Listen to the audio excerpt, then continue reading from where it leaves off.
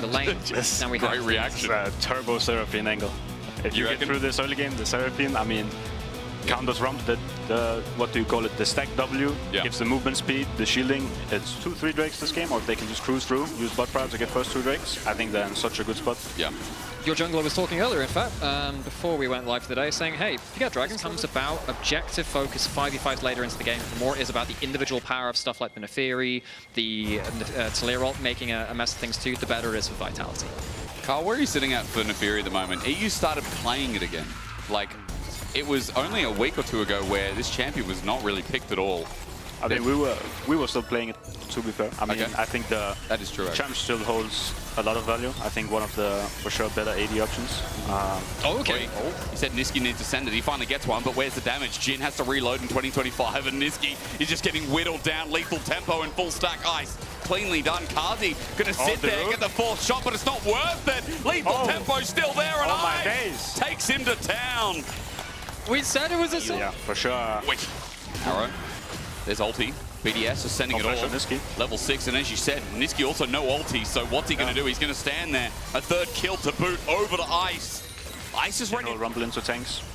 You're scaling for free. And then you, depending on drops, teleport. Like we said, they're relevant TPs. This is what they have to do, right? For BDS, the 5v5, they at least pull off 2 grubs.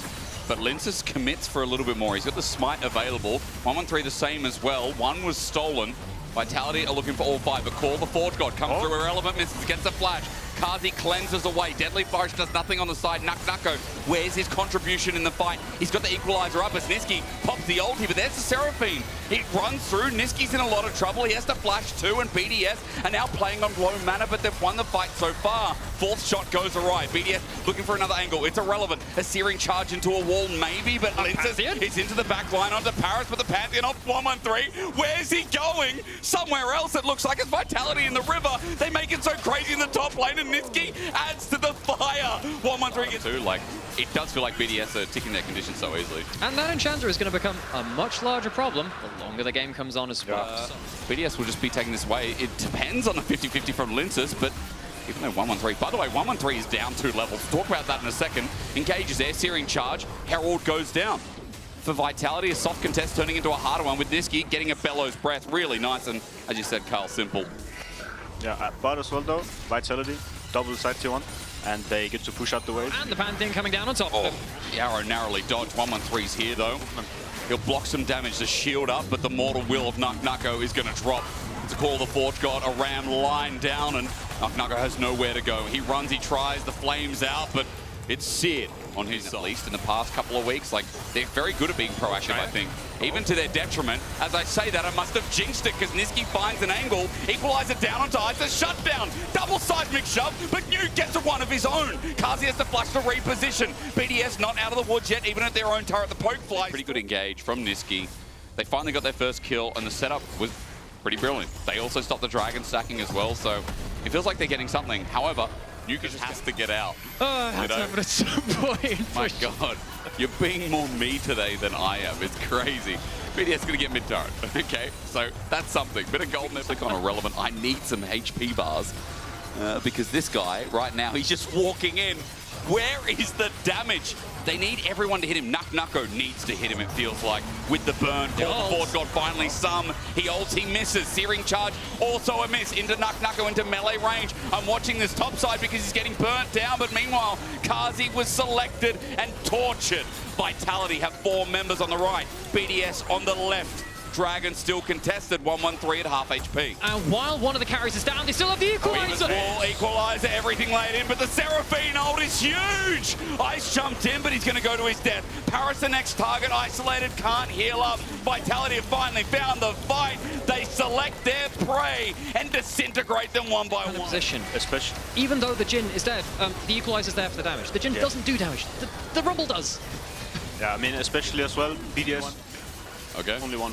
Well, I mean, I want to hear more about it in a second. For now, I realize the Dragon wasn't taken. BDS are grouping up again. Everything's up and available again as well. BDS looking for the smite steal. Linces walks and takes it. Nuke's ulti, though, great onto Chayak, but into the group fight. BDS are disintegrating once again. Call the Forge God actually hits, but look who's dead. Nuke's up for the reset. And again, Linces is shredding, dealing, killing, wheeling, stealing. Nuke is just here for a free fire, letting the dogs out, and irrelevant, even though the team fight looked better this time. Vitality are finally finding their footing.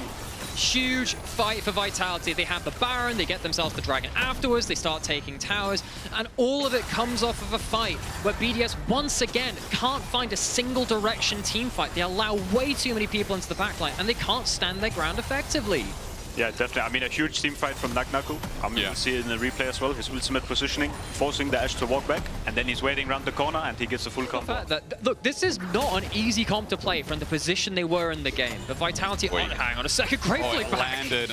Ice is not dead. Barrier's going to come up. Weaver's wall. Chai's going to follow him. Yes, he is. Nice follow from Chai. And Vitality with a 5.5k gold lead. We come back from that replay, actually into a big Vitality win. I can just go and restart that part again. This is not an easy composition to play, especially when they're behind Dragons, especially when BDS had such a crushing bot lane lead. They are playing the team fights so much better than I thought they would be able to, though. Serious credit to Vitality finding all of these individual... That's where these drafts can be broken. Okay. But with the Asa camp, quite an easy picking, getting this top tier 2. I guess easier. So you're feeling optimistic? I think they can look to just fully send it here. They can play for it. I like to hear it. 6.5k gold lead. Sending it Niski. He'd listen to you, but there's a searing charge. But however, Niski takes so long to die, as running in with the Otacon, they don't mind it. A quick reset and a trade with Otacon is so good. Linces is in the middle of 4 people and he's winning! With the Weaver's wall, our Nuke can only do to sit there and kill Nuke. A real death good, but Kazi tickling them like a mosquito works out fine. Here's Otacon about to burn out as well. He's got a Quadra.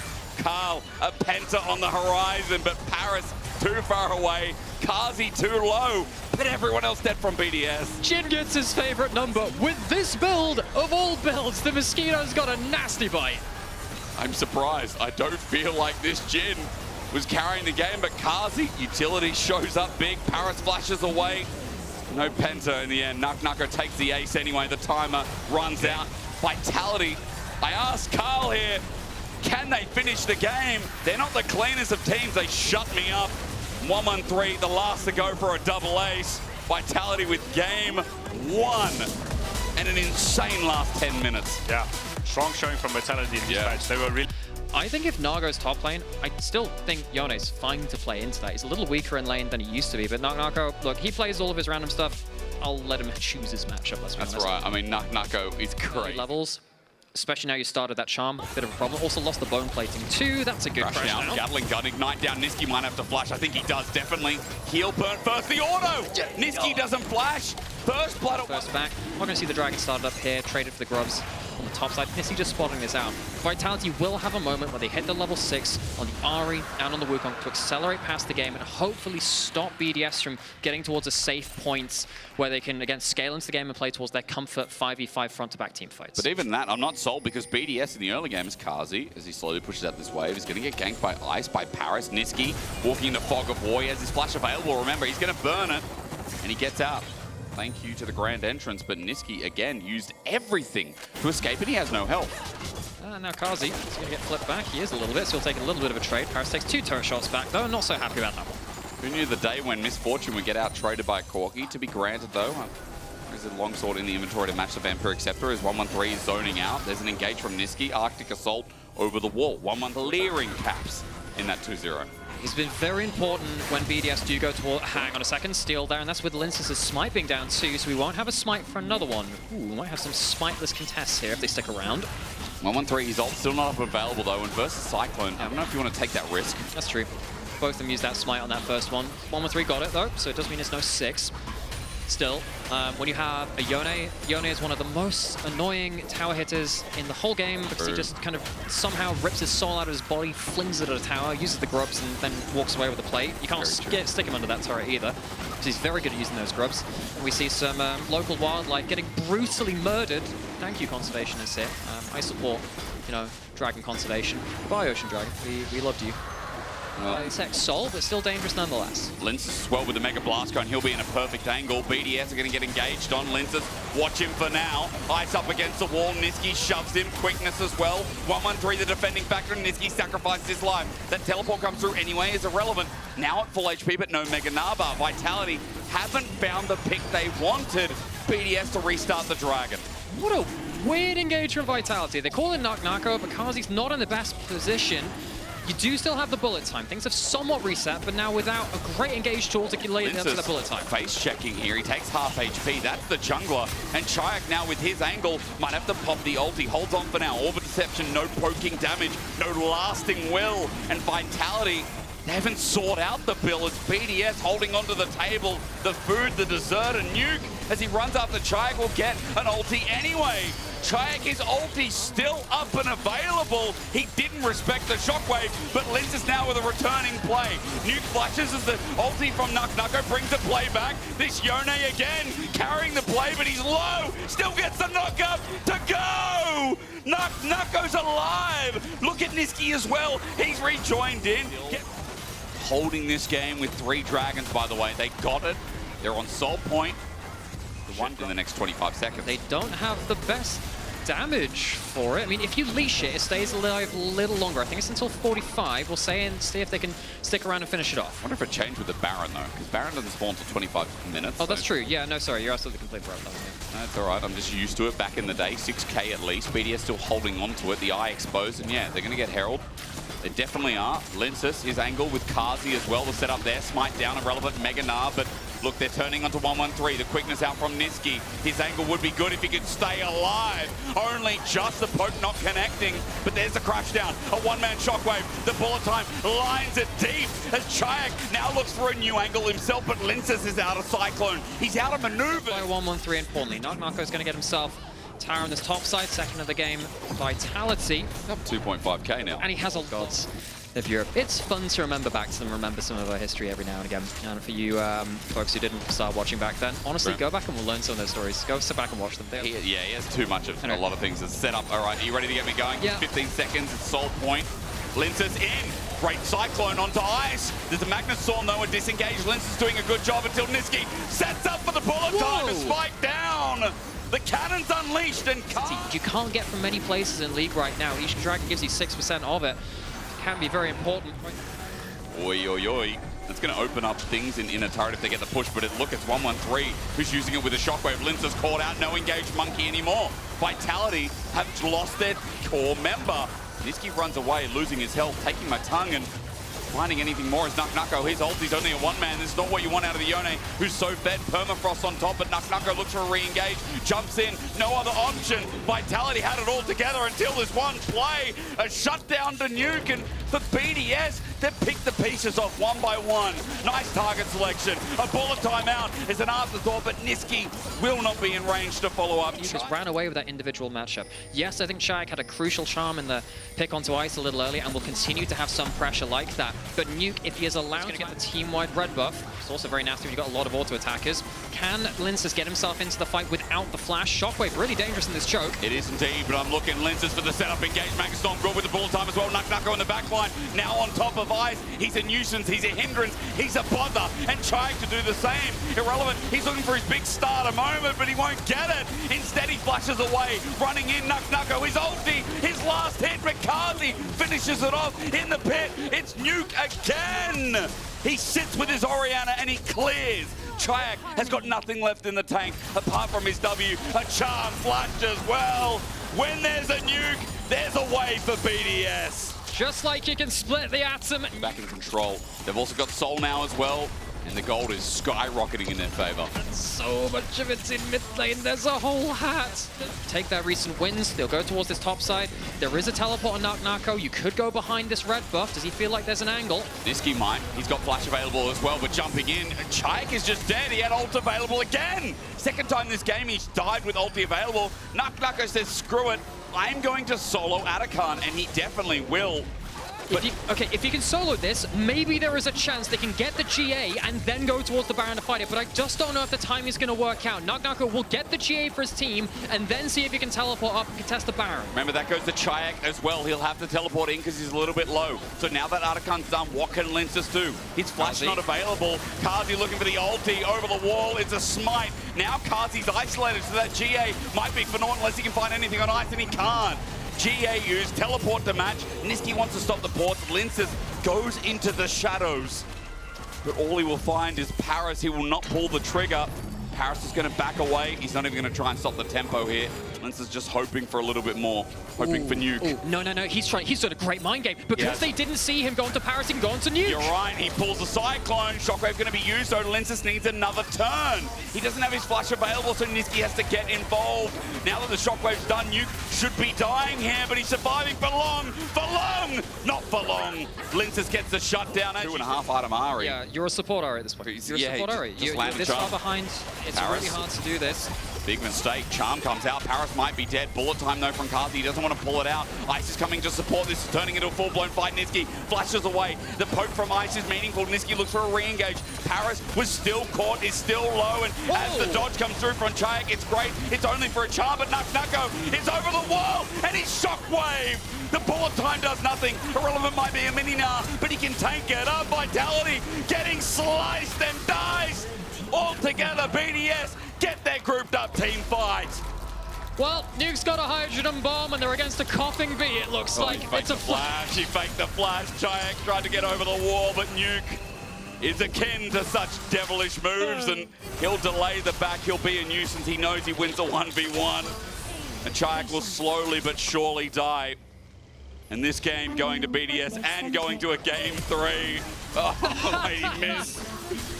Nuke is toying with him. He also dodged the charm. It's a skill check at this point. And even if he doesn't die or not, BDS, their team fighting cannot be understated as we go the full limit. Almost a Civ HD flash to escape. Doesn't matter either way. The Nexus will fall. We will have a 3-game series between BDS and Vitality. Does BDS take game 2? It's just padding the stats in the end, and Paris a bait? I don't think so.